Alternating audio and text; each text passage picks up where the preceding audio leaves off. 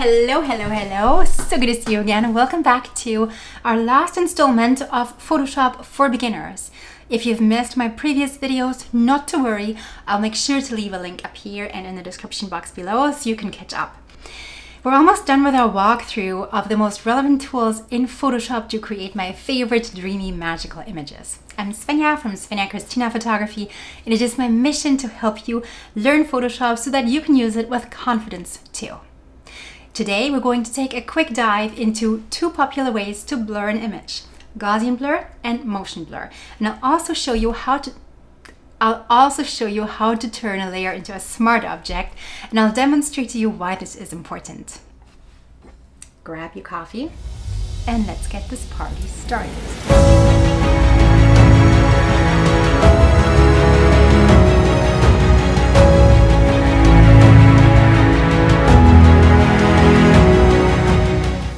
I'm going to show you how I would blur this image.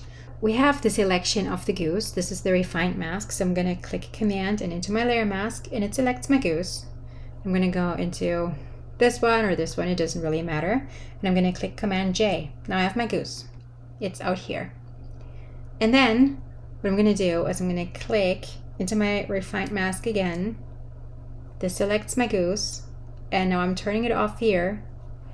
And actually I want to have this all up, so I'm just gonna go and make this a bit bigger so I have all of my steps here visible, all of my lovely layers visible. I'm on my background layer here, the goose is selected, and I want to select a bit more than the goose and I want to make it disappear. So I'm going to go into Select, Modify, Expand, and I'm going to expand it by, let's say, 15 pixels. This makes the selection bigger. And then I'm going to click Shift F5. This is bringing up my content aware fill tool, and I'm going to click OK. And now my goose is gone. Perfect. Exactly what I wanted. Command D deselects my goose. Now, I still have my background layer with everything as it should be. And I also have my goose saved out right here. Okay. Now, this layer that doesn't have the goose on it, I'm gonna convert into a smart object. Here's why. Smart objects help you be very flexible. Say I'm gonna blur, I'm gonna go filter, blur, I'm gonna choose Gaussian blur, and I'm gonna go like this. I'm gonna click OK. I'm gonna turn this off. This was just a clone stamp. And I'm gonna put my goose back. I'm like, oh, well, I blurred way too much. I'm gonna just pull that up again a bit more, and I still have my Gaussian blur available, and I can change it. I can go back and make it less blurry, like right here. I'm like, okay, this is much better. I can still see my background surroundings. You know, this still looks believable. However, had I done that here, let's just do it. We're gonna click here into the background layer, the actual background layer. I'm gonna turn everything else off. I'm gonna go Filter, Gaussian blur. Everything's blurry. This is baked in now. And if you do a bunch of other edits, you have to go back into your history. Say I'm gonna add a brightness layer, and I'm gonna adjust the brightness. I'm gonna adjust the contrast a bit, and I'm gonna go into my color balance layer, and I'm gonna make a bunch of other edits there. And I'm gonna turn down the opacity a little bit. There. And then I'm like, oh, dang, I really don't like that blur. Well, that's too bad. That blur is baked in. So I have to now go back into my history settings to where I see Gaussian blur, and I'm going to have to click right here to undo all of this. As you can see, if I do it this way with a smart object, I have it accessible at my fingertips. I can always click into the Gaussian blur with my mouse, and I'm free to change my radius and the amount of blur. Now, the Gaussian blur is not the only way that you can blur. There's many options here. I'm not going to go into any details. I'm going to dive into blurs another time. There's all different kinds of blurs. There's Gaussian blur. There is motion blur. Say I wanted to have some blur on my goose, so I'm going to make a smart object out of the layer of my goose, labeling it goose. I'm gonna go blur, motion blur.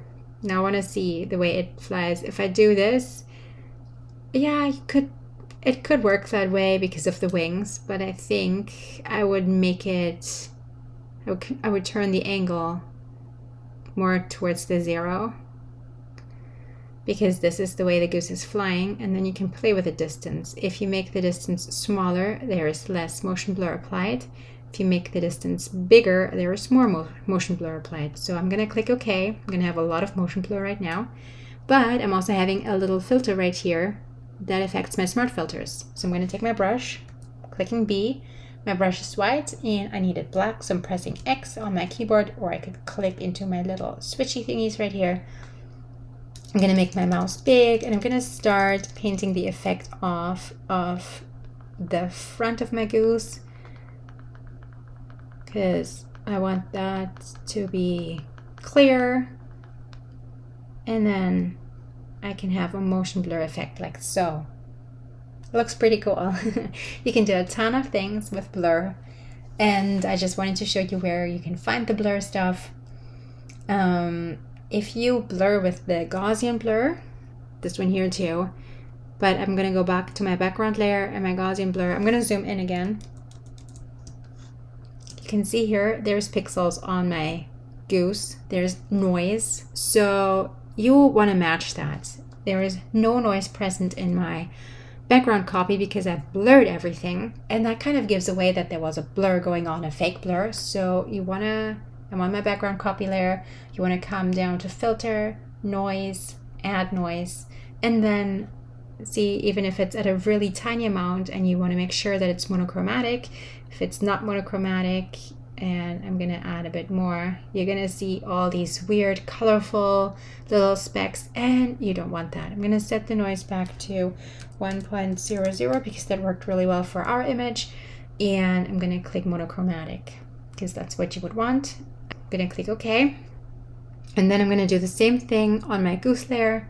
I'm gonna go filter, and now it's already up here and I can just click into it, and it's going to give me the exact same amount that I just used, which is helpful if you want to keep stuff consistent. I'm just going to click OK. And now it looks a lot more believable because I have matched my noise levels. My friend, I hope you enjoyed our excursion into how to blur an image using Gaussian blur and motion blur. And please do not forget to turn your layers into smart objects before applying blur. If you found this video helpful and if you've learned something today, please give me a thumbs up. It would mean a lot. And also, I would love it if you would subscribe to my brand new channel. If you have any questions about editing or requests of what you would like me to edit next, please drop a comment below. I look forward to reading them. Next week, I'll show you a much requested video on how to save a blown out image. I'll see you then. Requests of what you would like to see me edit next, please leave a comment in the description box. No! Oh no! If you've missed the previous videos, not to worry, I'll leave a link up here, and I cannot talk today. If you've missed the previous videos, not to worry, I'm sure to leave a link up here and in the description box below, so you can catch up. I don't think this is even remotely understandable. I think I'm talking way too quickly. Too much coffee? I don't know. I'm really excited for next week and I hope to see you then. Until then, bye-bye!